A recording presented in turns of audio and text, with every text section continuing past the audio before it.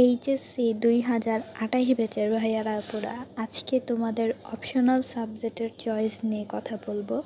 অর্থাৎ optional subject হিসেবে তোমাদের কোনটা নিলে ভালো হবে সেই বিষয়গুলো নিয়ে একদম বিস্তারিত কথা বলবো।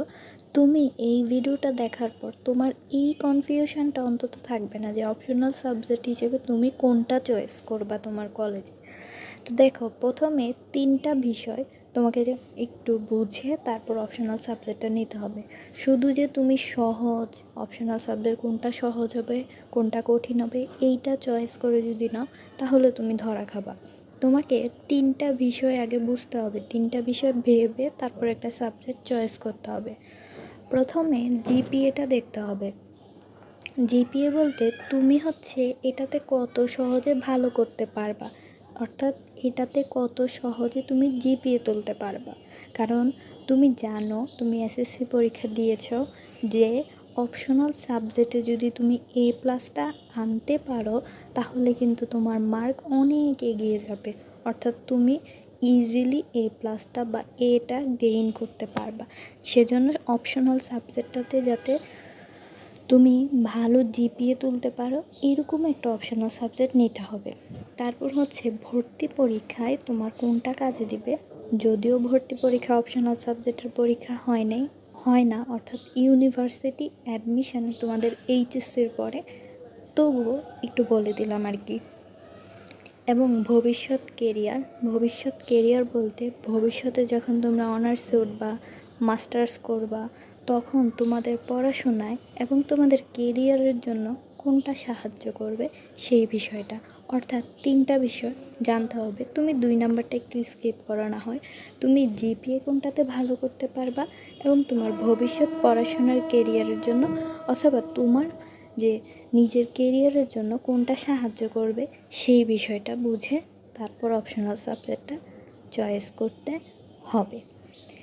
এইবার আসো অপশনাল সাবজেক্টের একটা তুলনামূলক চিত্র আমি তোমাকে দেখাবো। অপশনাল সাবজেক্ট হিসেবে কমার্সের জন্য বাংলাদেশে 4টা সাবজেক্টই সবচেয়ে বেশি জনপ্রিয়। এবার এগুলোর কিছু সুবিধা অসুবিধাগুলো আপু তোমাকে বলে দিব। প্রথমে আসে অর্থনীতি, তারপর পরিসংখ্যান, তারপর কৃষি শিক্ষা, তারপর গার্হস্থ্য বিজ্ঞান, অর্থাৎ নিচে থেকে উপরে গেলাম আমি। তো দেখো, প্রথমে একটু গার্হস্থ্য বিজ্ঞানটা নিয়ে কথা বলি। এটার যদি তুমি একটু কঠিনতা চিন্তা করো, এটা সবচেয়ে সহজ একটা সাবজেক্ট। এবং আমি আমার ইন্টার লাইফে আমি গার্হস্থ্য বিজ্ঞানটাই অপশনাল সাবজেক্ট হিসেবে নিয়েছিলাম, কারণ আমার অর্থনীতির প্যারা ভালো লাগে না। অনেকে অর্থনীতি নিতে চায় না। এখন সেই বিষয়টা নিয়েও আমি একটু বিস্তারিত পরে কথা বলছি। তো দেখো, গার্হস্থ্য বিজ্ঞানের ক্ষেত্রে তোমার কিছু থিওরি পড়া লাগে, মানে পুরাটাই থিওরি, এখানে কোনো ম্যাথ কিছু নাই। এবং তোমাদের কিছু ব্যবহারিক থাকে, পরীক্ষায় 25 নাম্বার ব্যবহারিক থাকে। এইবার আসো, এটার ভালো জিপিএ পাওয়ার সম্ভাবনা তুমি সবচেয়ে বেশি বলতে পারো। ঠিক আছে, যদি কলেজে থাকে, তোমার যদি থিওরি পড়তে ভালো লাগে তাহলে তুমি এটা নিতে পারো। এইবার আসো কৃষি শিক্ষা। গার্হস্থ্য বিজ্ঞানের পরেই, মানে গার্হস্থ্য বিজ্ঞান তো সবচেয়ে সহজ, আমরা সহজ থেকে কঠিনের দিকে যাব কেমন। তারপর কৃষি শিক্ষা। কৃষি শিক্ষাটাতে থিওরি আছে এবং এটা একটু তথ্যভিত্তিক, অর্থাৎ তথ্য মনে রাখতে হবে। থিওরি প্লাস তথ্য মনে রাখতে হবে, কিন্তু গার্হস্থ্য বিজ্ঞানে শুধুমাত্র থিওরি মনে রাখলেই হবে। ঠিক আছে, আর এই কৃষি শিক্ষাটাতে একটু তথ্য মনে রাখতে হবে। এবং এটাতে ভালো জিপিএ পাওয়ার সম্ভাবনা গার্হস্থ্য বিজ্ঞান থেকে 1% কম। দেখো, একটা স্টার কিন্তু কম দিছে, ওইখানে গার্হস্থ্য বিজ্ঞানে 5টা স্টার দিছে, এখানে 4টা স্টার। এইবার চলো আমরা অর্থনীতি এবং পরিসংখ্যান নিয়ে কথা বলবো। দেখো, অর্থনীতিতে কি আছে? অর্থনীতিতে আছে থিওরি আছে, গ্রাফ আছে এবং কিছু হিসাব আছে। এবং এটার যদি ভালো জিপিএ পাওয়ার সম্ভাবনা 4 স্টার, মানে কৃষি শিক্ষার মতোই 4 স্টার।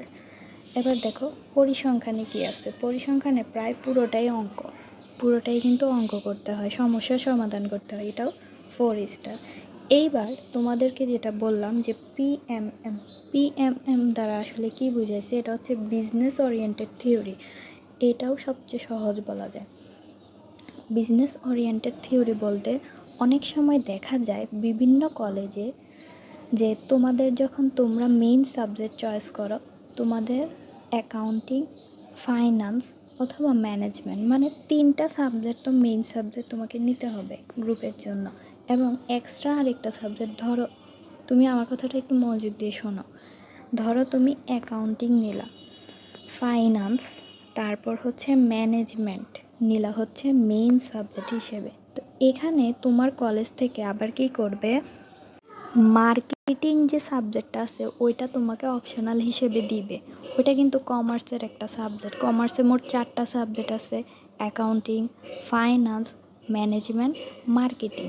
এখন মার্কেটিংটা অপশনাল সাবজেক্ট হিসেবে দিচ্ছে, এটা কিন্তু কমার্সের সাবজেক্ট, অর্থাৎ বিজনেস ওরিয়েন্টেড থিওরি। তো তুমি চাইলে ওইটাও নিতে পারবা, ঠিক আছে।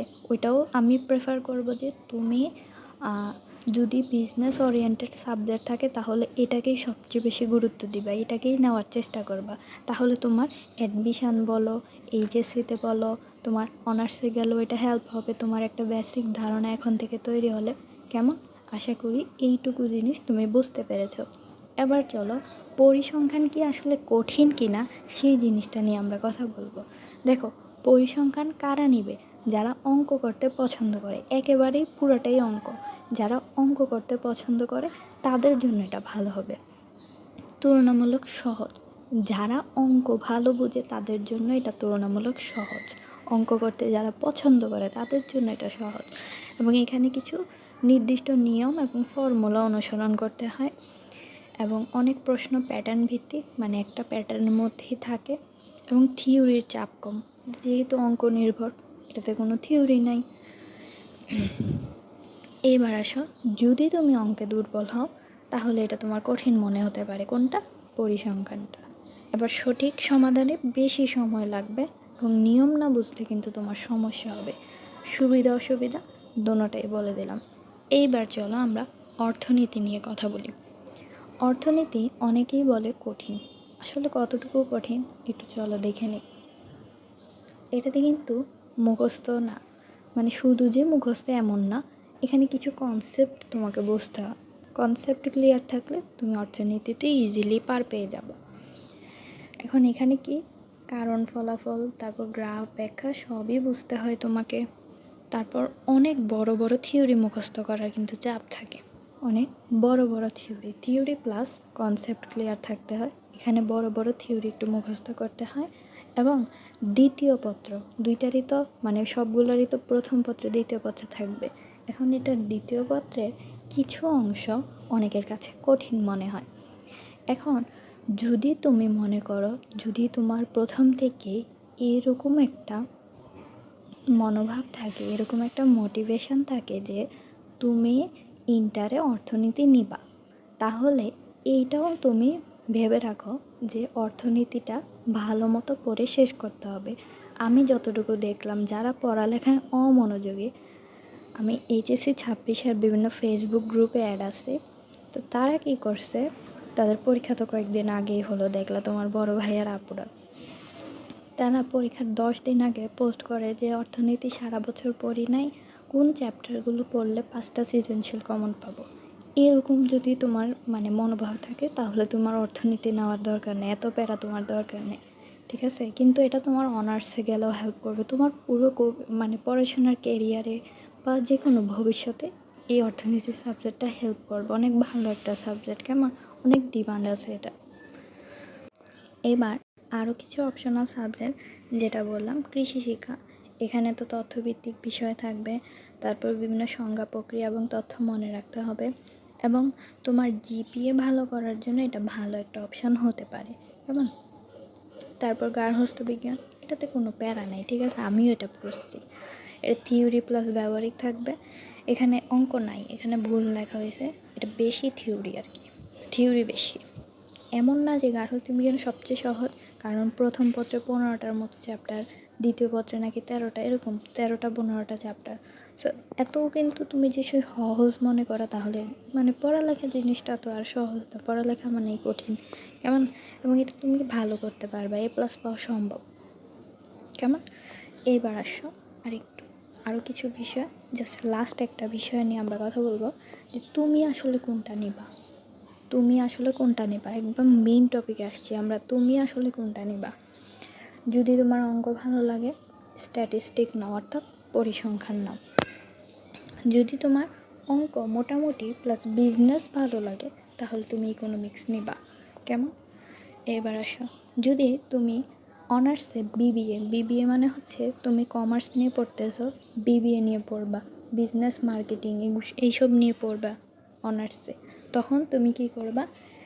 এই যে মার্কেটিং যদি তোমার অপশনাল হিসেবে থাকে, মার্কেটিং সাবজেক্ট, তারপর হচ্ছে বিজনেস ম্যানেজমেন্ট সাবজেক্টটা যদি অপশনাল হিসেবে থাকে, অথবা ফাইন্যান্স সাবজেক্টটা অপশনাল হিসেবে থাকে, অর্থাৎ কমার্সের গ্রুপ সাবজেক্টের মেইন সাবজেক্ট কোনো একটা অপশনাল হিসেবে থাকে, তাহলে তুমি সেটা নিবা।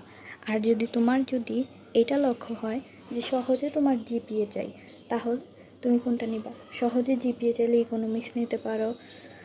তারপর এই যে ব্যবসা শিক্ষার যে গ্রুপগুলা, গার্হস্থ্য বিজ্ঞান, কৃষি শিক্ষা, এগুলা, ঠিক আছে। আর অঙ্কে যদি তুমি দুর্বল হও, বারবার বলছি, অঙ্কে যদি তুমি দুর্বল হও, তাহলে স্ট্যাটিস্টিক্সটা অর্থাৎ পরিসংখ্যানটা নেওয়ার কোনো দরকার নেই, ঠিক আছে।